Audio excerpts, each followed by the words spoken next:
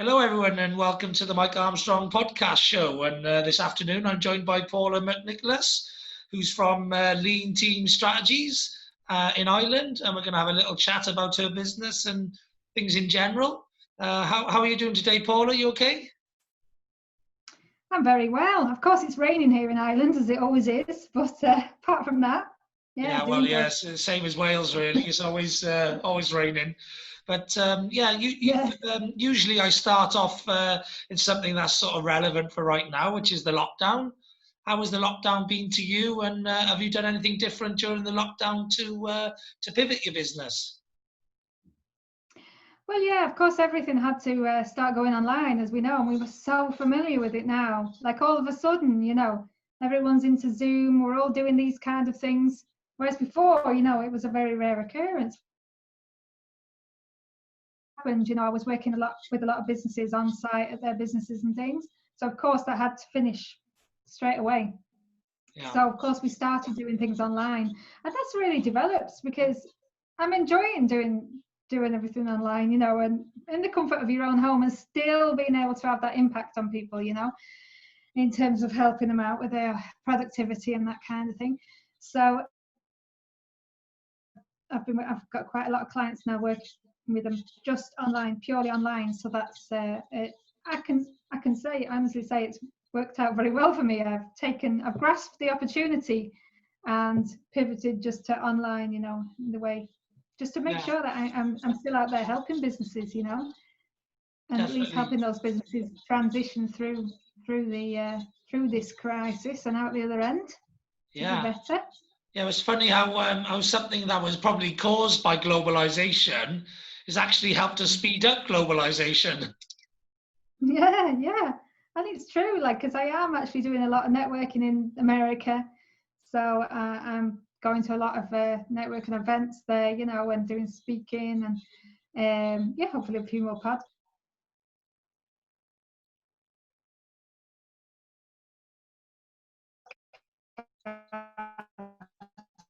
And even speaking to a client in Romania there this week as well. So, probably going global now, which is cool.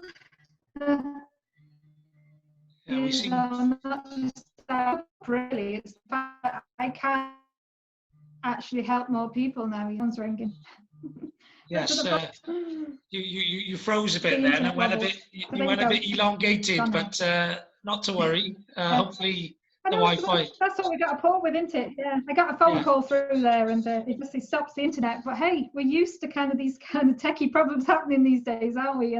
Yeah, exactly. Like people say to me, like, will I edit that out or whatever? And I'm like, well, if it happens on ITV and they don't edit it out, they got a much bigger budget than me. So, some of these things, it's the world of technology we live in now. Sometimes we've got to deal with a muffled sound for a while. But yeah, tell us a little bit about your background. What led you to do your business, and what gave you the confidence and the belief that you could do that and that sort of thing?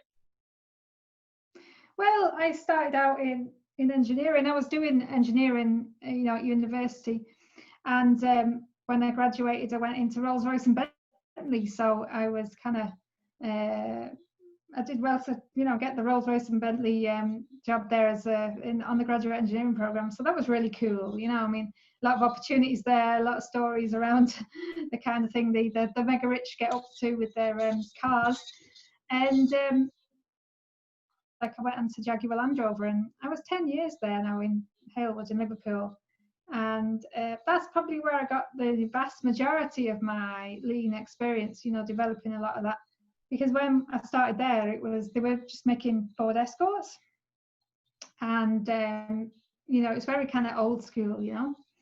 And I suppose we had to be part of that transition, really, in making it into what it is today. And, the whole lean Ford production system, as they call it, because it's based on the Toyota production system. So I suppose, being instrumental in that gave me a lot of experience on the front lines. And I enjoyed it, I enjoyed the impacts that I could have on people's lives, people's work lives, just the people that are actually working on the line.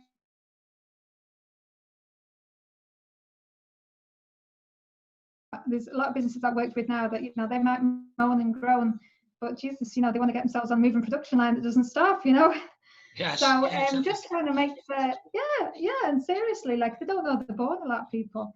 But yeah, just trying to make their job easier, and at the end of the day, it's just the little problems. Like, if you can just solve a few little niggles and problems that people are having, it makes a big difference. It makes a big difference to their lives. And to be honest, what I found over the years, that you do focus on, overall, because happy people are more productive people, and productivity leads to more profit. Yeah. So when I'd done a good bit there in Jaguar Land Rover, moved over to Ireland. And so for the first while, I actually worked again in industry, knowing that I wanted to open my consultancy, like, and work with SMEs. But someone had,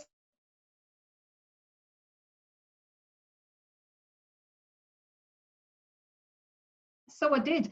And I worked in medical devices. And I have to say, I mean, as much as, like, all jobs are challenging and have their ups and downs, I probably enjoyed Jaguar, Land Rover and Rolls-Royce and Bentley a lot more than I certainly did in this particular medical devices business, because the culture was different, and it was more that I was spending a lot of hours there. Like, I suppose in the management position I was expected to be in there early. I was expected to, work late, doing a lot of traveling. So at the time, my kids were only small, and I really wasn't seeing a lot of them.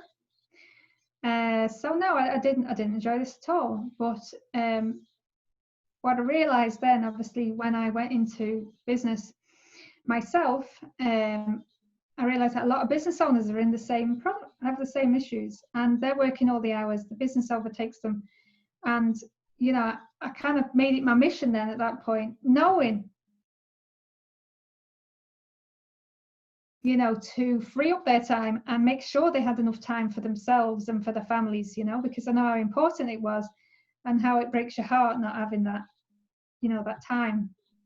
And knowing that I could do that, knowing that, when I look at a business, I'm able to, say, okay, what is it you want? How much free time do you want?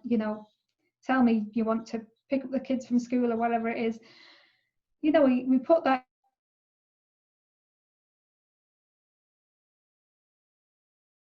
It was from having that experience myself that really drove me to want to do that for other businesses. It's all very well, you have these results, you have these,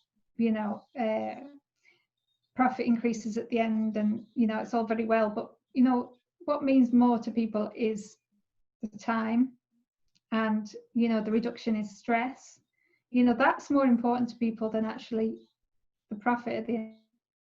Yeah, definitely. What are the main challenges that seem to come up time and time again, that you help people with? Well, I mean, when you're looking at some of the root causes of some of these issues, like, every business is different in their own way. They've got a lot of, unique challenges, but similar challenges. But the underlying root causes a lot of the time is around communication. Good old communication, Yeah. Whether that's communication in a small business between husband and wife. Guidance counsellor at this stage, Mike. Yeah. I really don't know what goes on in the husband and wife businesses. Well, family businesses can be difficult, can't they, with that communication, Yeah, father, son, father, daughter, whatever it is. Brothers, sisters, I've worked with them all. Yeah. And yeah, there is issues around that. And, because I think it's because your family, the whole communication is assumed to take place. It's so true. They think they don't need to communicate with each other because they've got some kind of telepathic thing going on. Yeah, exactly. And also they're willing to put up with stuff and not communicate, because it's family. So you're like, oh, well, I'll carry on doing that, even though you're miserable as sin. I'll carry on doing it because it's my family, it's my dad or it's my sister or whatever. But really, if it was your partner, you just have a conversation and say, well, listen, it's not fair. I'm doing all this and you're not doing that, or whatever the issue might be, and you just resolve the issue. But that's different relationship, isn't it? Yeah. If the family members or the husband and wife or whatever treated each other like you say, business partners, people that aren't professionals, employees or whatever, it's a whole different relationship. And this is what they got to try and do, is separate that, even though it's, even though they are saying, married to each other, they need to try and have the business partner conversations as well. So what I try and get them to do is, have that weekly meeting where they're looking at the business and they're looking at the metrics, the figures or whatever, planning out the next week, how did we do last week? What are we going to do next week? You're doing this and I'm doing that. Because what happens, if they don't have these meetings, of course, they're both trying to do something at the same time, and then, inefficiency. Three of them were answering an email at the same time. Yeah. So they had someone that was meant to be doing the email, but then the husband decided he was going to answer the email, and the wife decided she was going to answer the email. And then all three of them were answering the email at once, and then suddenly they've seen these emails going out. They'd all answered the same email, and you're like, oh, lads, come on. So we're like, all our help. And, and like it's little things, but it just goes like, and you times that by, and it starts to get a bit chaotic. So yeah, it's just really getting them systems down and going, right, lads, what is it we're at here? And, let's sit down and look at this like a business as opposed to, a relationship. Is there... And they did say, oh my God, that's the best thing we did, is just having that weekly meeting where we, sit down as business partners. Resolves a lot of the issues through the week that might have happened or not. Drop the family relationships and be the role of the business that you're in for that hour or two or whatever, and chat with each other in a professional manner about your grievances, if you like, rather than in that sort of relationship manner where you just don't speak to each other for a while and just hope that you'll work it out over time. I know, because then you just like it. Oh, you're assuming that, oh, right, they're doing that, then I don't need to do it, or like you say, both end up doing, and that's the kind of thing that goes on. Yeah. So clear roles is another one, like, and that it's the same. It's interrelated. The fact that you're both trying to do the same thing, whereas you should be looking at this and you should be looking at this, and you meet and decide who's doing what, because especially when businesses are small and everyone does everything, that's where you get the chaos again, and as you grow, you need to start to decide who's best for this, doing this, who's best for doing this, or else. And also, and also sharing out, and also sharing out roles equally, so that, people don't feel aggrieved. Yeah. But it's just because employees as well, then, say when they're looking at the husband and wife, they've got two bosses then. These two bosses have to be aligned, or else that poor employee hasn't got a chance, because they don't know what to do then in terms of, and also they'll do what he says, or do I do what he says? I had that actually this morning with a husband and wife business with an employee, and they're not singing off the same hymn sheet, to use a cliche. But I says, well, look, she's not got a hope in hell, this employee, if he's saying one thing and you're saying another. We need to get this sorted, like, really. Yeah, it's the same as like parenting a child, like, you know what I mean? You've got to back each other up, otherwise they'll find a way of manipulating the situation to their benefit. Yeah, at the end of the day, that employee could play one off against the other, and no doubt it would happen. But at the same time, if they're trying to do a good job, it's not helping matters by, who they're going to please, who do they say yes to. I had one instance a few years ago with a father and son business, and they were arguing in front of this. It was like a production manager employee, and they had the two senior roles, and they argued in front of the guy, and then they said, like, they tried to make him pick, aside. Like which one's And this best? guy just said, "Oh look, I'm going. I can't do this." No. Because it happens, like, and they go, "Oh, come on, be fair. Yeah. Like, at the end of the day, you can't do this." So, Is there a sort of a system or something which a lot of businesses don't have when you start dealing with them, that you actually sort of turn around and go, well, actually, if you implemented this, whether it be, I don't know, like a diary system or CRM system or, like a Sage accounting system, are there a lot of problems that businesses have, like that you come along and every time you're like, oh, well, why didn't you implement this and this will really help you out? Is there something like that you experience regularly? it depends on what they're having issues with. I mean, CRM might come into it if that's what they need. It might be some kind of BRP for stock, or it might be simple ways of a quoting process or something, putting a bit of software together there. But I tend to work on the processing, looking at it as it is before automating it. It's all one thing just throwing a system at it, but you have to almost streamline the process first and then automate it. So the software piece is not particularly the solution to the problem. It's getting the process right first and then going, okay, well, if there is a software that can automate this, then happy days. Yeah. But I don't tend to look at it with the software as the solution in mind, if you know what I mean. Yeah. People can hang up so much on implementing some software saying this is going to be the answer to all our problems, when if your problem's shit, it's going to be crap when it comes into the goes and bees automated. So it's got to be right, like. Yeah. Okay. Fair enough. Yeah. Yeah. I just thought, in my experience as somebody who's into technology, etc., there are quite a lot of businesses, if you like, that can be vastly improved with a bit of tech in their systems and their processes. Especially when it comes to replacing, key people who maybe are the bung in the system, or they hold things up when they're not in or when they're off sick and that. I'm thinking about businesses where maybe there's one person who's sort of professionally qualified to give the quotes or something, and then, sometimes they hold up the process. There's lots of businesses like that. Yeah. Yeah, it's important to get versatility, across the team, so you're not held to ransom by one person, really, Yeah. So you want to always look at simplifying and standardizing processes in any way you can, and quoting's, quoting's a big one people struggle with. So we always look at trying to look at making that simpler. Like you say, if you're going to automate it, you can get the customer to choose whatever it is to get them to a kind of ballpark quote to at least save some time. So there is ways and means, lots of different ways, depending on the business, and to try and shorten that lead time, really. Okay, when you're dealing with that initial query, so you can get like 60, you can put a Facebook post up or something, or an ad, and get like 60 responses.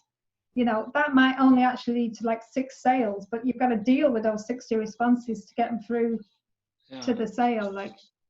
So it's just trying to get those 60 responses dealt with easily without you having to actually email every single one, Yeah. Get them done quickly, so that the 6 can be pulled out of the 60 quickly, and the rest forgotten about then, if you like, and move into the next area of the process. But are there particular types of businesses, industries, situations that you tend to work with more than others, or are you literally across the board? Yeah, I do work with so many different sectors, and I enjoy working with a variety of sectors. It does tend to be small businesses I focus on. It is. It's a lot. I do enjoy working with the small businesses because it's how much impact you can make in a very short space of time, and the fact that you are impacting your lives as opposed, their lives in particular, as opposed to just the business. Like in a corporate, it's a lot kind of colder, isn't it, I suppose. Yeah. But yeah, it's for small businesses, but it's across the board. I mean, dealing with all sorts. You can be dealing with manufacturing, engineering, those types you would typically think. that this kind of thing, systems and structure would be aligned with. But then at the same time, you can be dealing with web designers, auctioneers. That's just two of the ones this morning. Hospitality. I'm just thinking of the ones I've had this morning. How varied they were. The You had a first busy one day. was You had a busy day. yeah. So I had hospitality first, then I had the web designer, then I had an auctioneer, and then I had, it was kind of manufacturing-ish, fitting something then. So yeah, so it was kind of, that's just the ones I've had today. Yeah, so there's so much variation, but again, it's the same kind of issues that you're just trying to look at the time and free it up, really. At the end of the day, because they've all got places they want to go with the business, so it's just looking at how you can help them to do that by simplifying the things they're doing. And do you obviously would come under the umbrella of business coaching? Well, it's consulting more than coaching, I'd say. I do give them the advice. It's not like, it's like coaching can be, it's all coming from them type of thing, and you're just asking the question. Although I do consult in the coaching style, I do want them to learn through what I'm doing. It's not a case of just telling them the answer and that's that.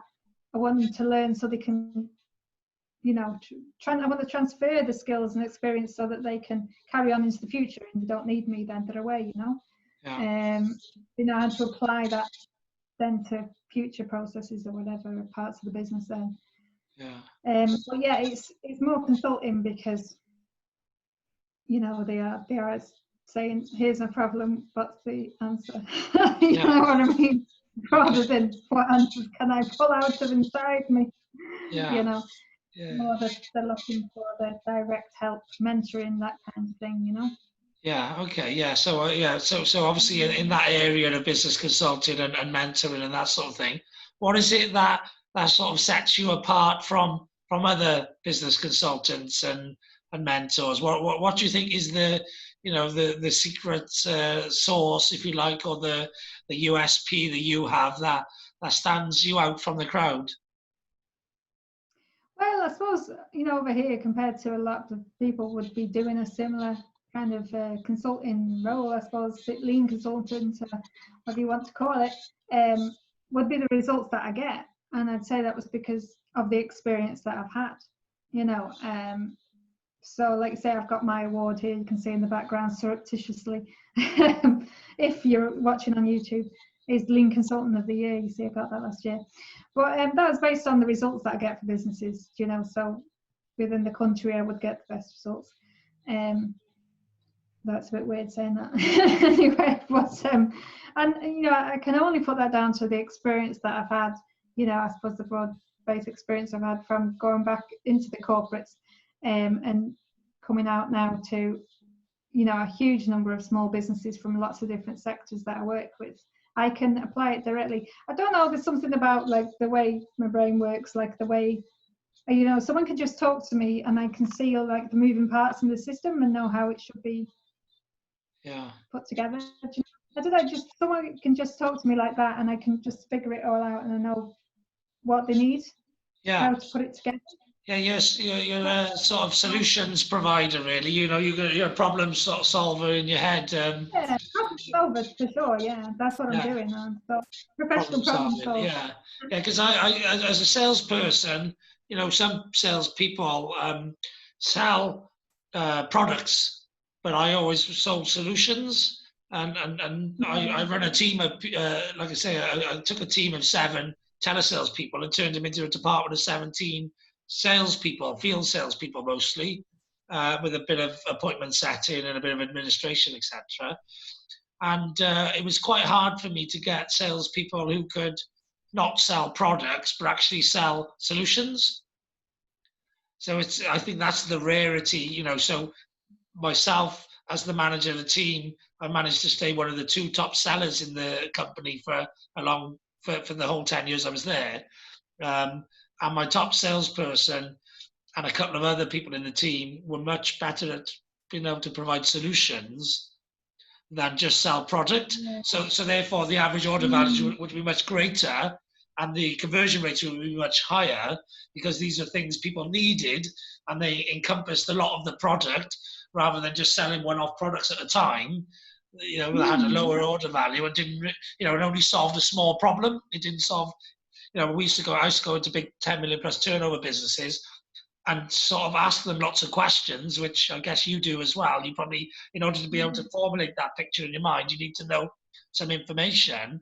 But then once you've got that information back, it's the ability to be able to think in pictures and in solutions to be able to deliver the answer or that result or that solution to the client in a way that they understand it. And it's a rare, I think, in my experience, it's a rare commodity. It's a rare skill. Not many people have that skill to be able to think in those solution ways. Yeah, to provide the solution to their problem. Yeah, to see it in the way they see it. Yeah. Yeah. I mean, because it's not really about the process in the middle. It is always about what you can do to solve the problem in the first place. Like, that's what you're looking for. I want them to be clear on, what their vision is. I mean, I try and get them to get clarity around what they're actually doing, what is their purpose, what they're in business for, and where they want to take the business. I mean, I like to start there really, because that's where I want them to get to in working with me on the road to that. Like, get the roadmap down, but I need them to understand where it is they want to get to first, so I can start that for them. Yeah, exactly. And so it's thinking in big pictures. It's thinking in big pictures and thinking big, starting at the end and then working your way backwards. Whereas I think the vast majority of people think small and then they start at the beginning. Yeah, and they're just looking for, like, I'll just, have a look at this process or whatever. It's like, you don't just go into a place and go, right, I'm looking for waste in the process. Let's, it's not really that sexy. Who wants to do that really? At the end of the day, who's going to get excited about that? It's not that might be part of that process to get you there, but it's more about obviously getting you where you want to be. We're doing this because you're looking to double your turnover, or you're looking to be the next big thing in America, or whatever it is they're looking to do. Or simply you want to be able to pick up the kids from the school run every day or something. Yeah, whatever that may be for them, that is their success, isn't it? Whatever they want out of the process is success for them. So, what's your future plans? Is this it? Is this what you want to do forever, or have you got plans to do this to elevate then to something else, or what? Well, I mean, this is what I enjoy doing, but obviously I'm going global with it now that I'm online. So. Yeah. The idea is that I can help people all around the world. I can then obviously not just do it in this country. The whole world can benefit from my expertise, my experience, and my problem solving. So yeah, looking to get the word out, I suppose, and be able to help more people.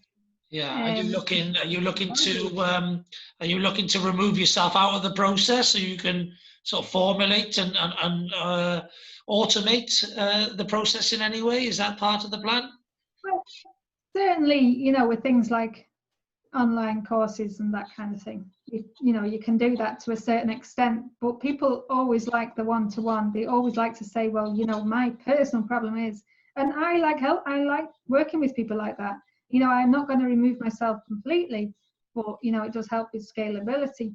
But I do like working with people one-to-one. Like, I'll always do that because I just enjoy it. I mean, I love working with people and getting them where they want to be, or having that challenge, where something's really tricky and and just trying to work out the way, and because you're going to get the result and you're going to get there, but I suppose it just keeps the brain going, doesn't it? Definitely.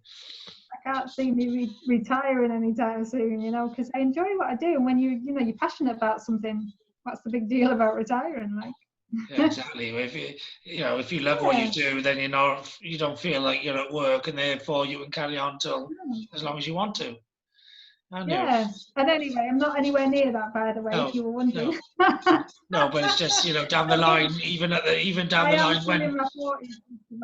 the line yeah, down the line when people are usually starting to think about retiring, you don't think that would be something you would think about anyway, because you just enjoy what you do every day, so wouldn't need you Yeah, and wouldn't the need that beauty of the call. online, Yeah, the yeah, beauty of brilliant. the online now is that I can do it from, from home. Yeah, Like it'd be good to reduce the amount of traveling, and like say working purely online as I know I can do now will be a lot better yeah. for my home life and family life. Well, it's great for that work-life balance, is it? Since the lockdown, and Yeah. I've been doing 7 to 8 networking events a week, and I used to Yeah. do one or two a week, and I got more Mm. time to go running now or out on my bike than I had when I was only doing 2 networking events a week. Because going, it's just the lost time in the car, isn't it? The lost time in the car and the traffic and getting dressed up. I spent most of lockdown in trackies and Exactly, dressed. I know. No one knows what you're wearing down below.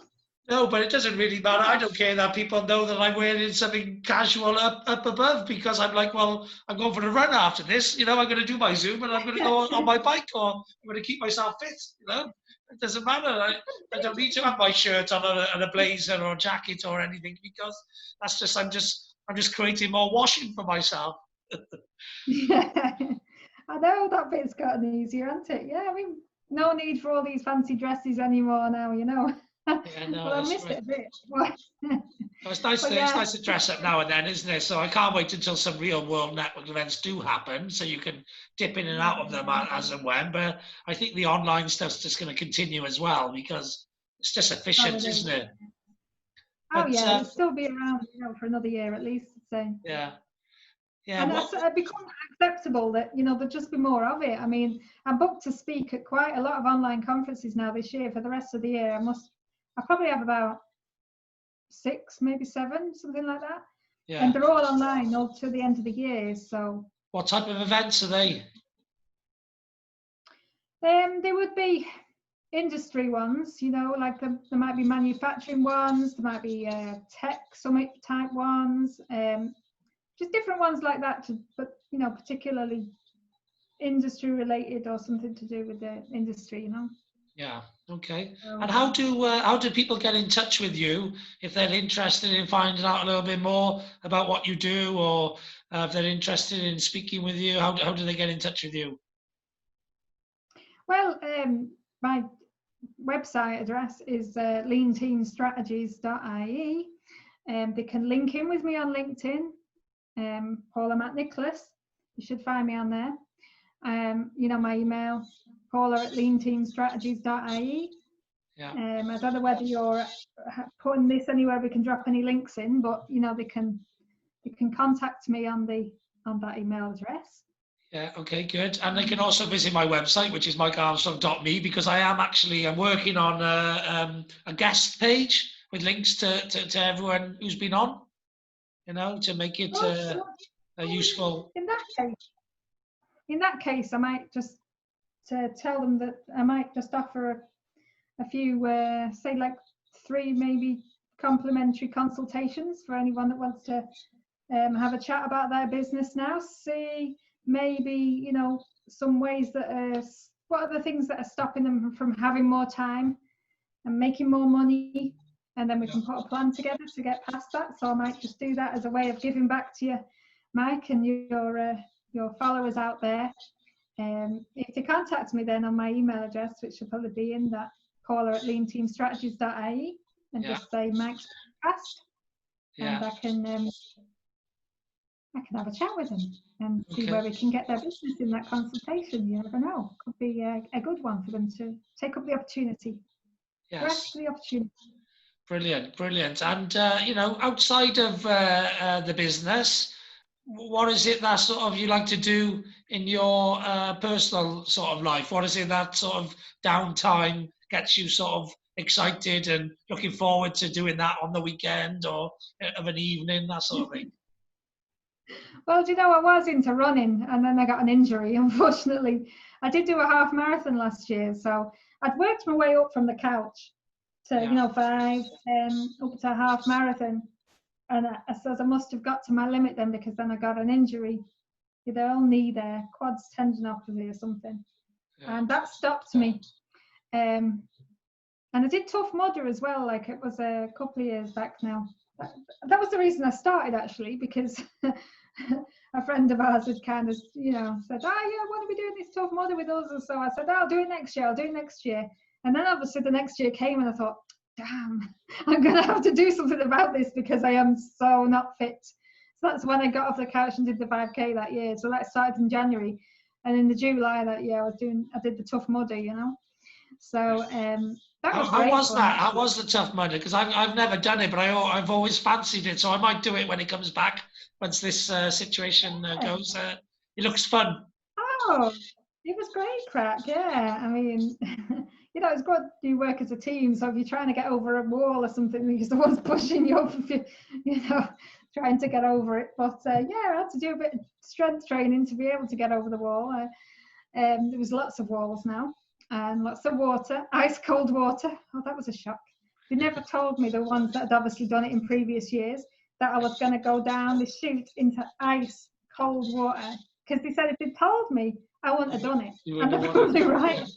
Because I got in the water and I was like, and it gets you. Oh my God, I thought I was going to die.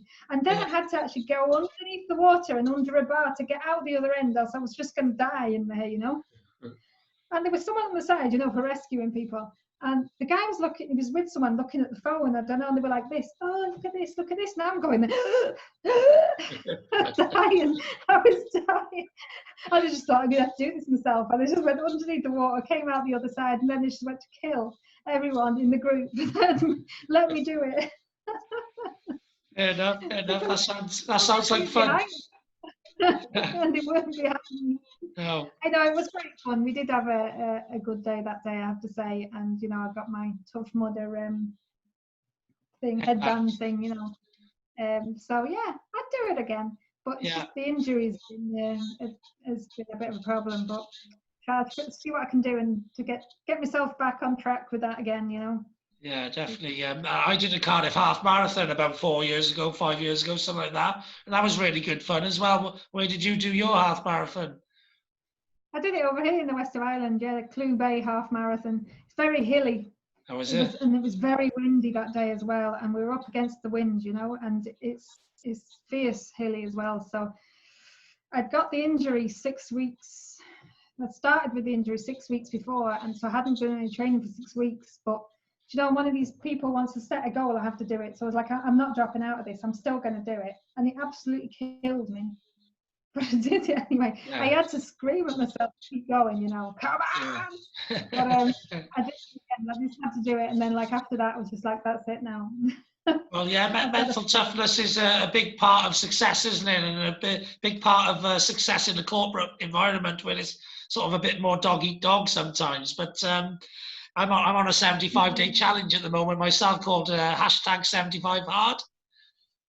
Oh. Yeah, which I'm about 35 days in. I think I'm halfway through, roughly. Oh my God. And what are you doing for that?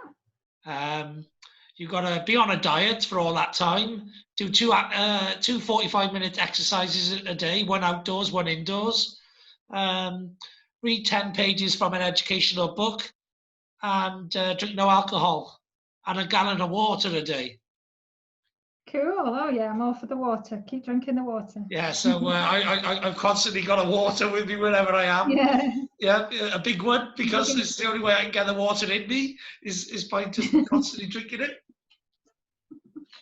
Yeah, then go and do some exercise. That'll get some more water down you. And the thing is, the 75-day challenge is a lot easier to do in Wales in the summer than the winter.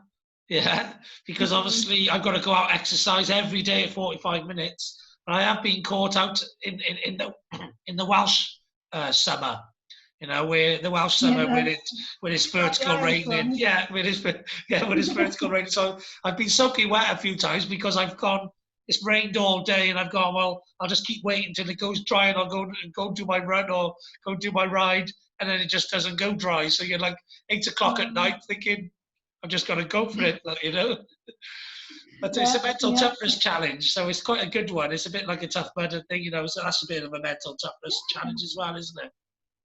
Oh Oh yeah, it's good. It's the best ones, really. Yeah. Yeah. I know you can do it. Not give up. You know, that's what it's all about, and it's never giving up. Like. Yeah, and just challenging yourself for things that you don't want to. The drinking alcohol is probably the hardest part of the challenge for me, but and also the managing it in time. With everything else that you got to do every day. So it's a time management challenge, Oh, if you need any help with that now. I'm really good at efficiencies myself, having come from the corporate sales environment. That's the reason why. I know, because it's not about managing time, it's about managing yourself. Yes, yeah. It's the reason why I do. It's the reason why I do a podcast episode at the same time as a YouTube episode, at the same time as a networking follow-up, because it's hour and a half worth of work in 30 minutes. And it's the same reason why when I'm on a networking event, sometimes I'm doing 2 at the same time, usually a Wednesday evening or a Friday morning. And often I'm drinking water or exercising or eating my breakfast at the same time as well. So I'm into cramming things in, multitasking, if you like, so I can free up time. Frees up time there for other things. I have to say, now that I'm not driving in the car as much, I'm not getting through the audio books, Yeah. Constantly, you always have to have something, don't you? Like you say, podcasts or, other kind of webs, whatever. I'm getting through mine on my 45-minute exercise. I've either got a podcast on or mostly an audio book on YouTube. Yeah. So, great. Again, efficiency. You're exercising. You're doing mindfulness. You're listening to an audio book. I love it. I love cramming in 3-4 things at once every time. Yeah. Even in the shower, in the bath. Yeah. I'm sort of like stick something in the microwave for a couple of minutes, do some star jumps. Brilliant. So it's great. I've got up and done a few press ups while you've been on the podcast. Yeah, well, I'll try and work out how I can work in exercising in the middle of my podcast, YouTube network follow-up, just like that, doing weights. But it's been great. It's been great having you on my podcast. So thanks for coming on and sharing, a bit about your entrepreneurial sort of life and journey and that sort of thing. And I'll put you on my guest section in my website when I get around to it, if you want to send me anything. But I know I can find all of this stuff online anyway. I have sort of started, but I've had a lot of guests on because I've been highly motivated, creating a lot of action and being efficient about it. So I've got a lot of content I've got to put on my website now. I've got to collate from all those different places. I got to find everyone's picture, find everyone's biog or a little bit about them from their website, and I got to find their links for their Facebook page and their YouTube channels and all the rest of it. So it's not a big task I've given myself. But if I don't, I'll send you that. That'll save you some time. There we are. That'll be good. That'll be good. But actually, what I found is, as a proactive sales and marketeer, if you wait on busy entrepreneurs to give you stuff, you'll be waiting forever. So I just proactively go and get it, But not everyone. There's plenty of entrepreneurs who will give you their stuff. But in my experience, there's a lot more that'll actually just pause and hold you up, So, my proactive nature is just to bypass that bug in the system and just go and do it my own way. Yeah, you'll say, sure, Mike will do it for me. Fair enough. Well, hopefully they won't listen to this, but hopefully they will for you, but they won't for that bit. Anyway, have a great day. And there's nothing else left for me to say now other than have a great day. I know I will. And thanks very much for listening.